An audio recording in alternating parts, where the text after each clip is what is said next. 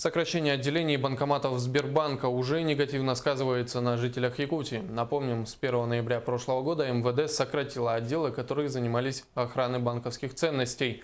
После этого Сбербанк сообщил о закрытии в Якутии 35 офисов и 37 банкоматов в отдаленных населенных пунктах. Сокращение коснулось и Хандыги Тампонского района, рассказывает Мария Винокурова.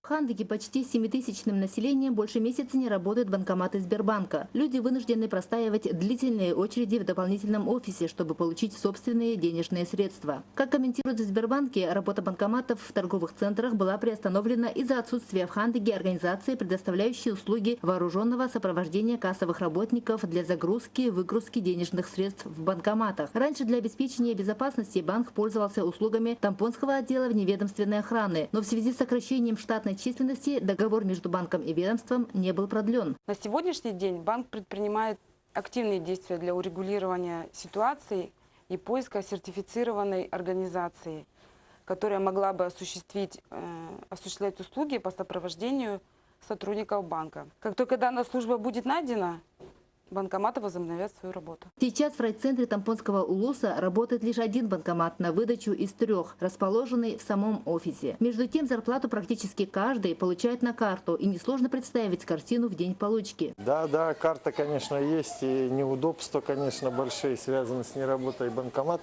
особенно в выходные дни.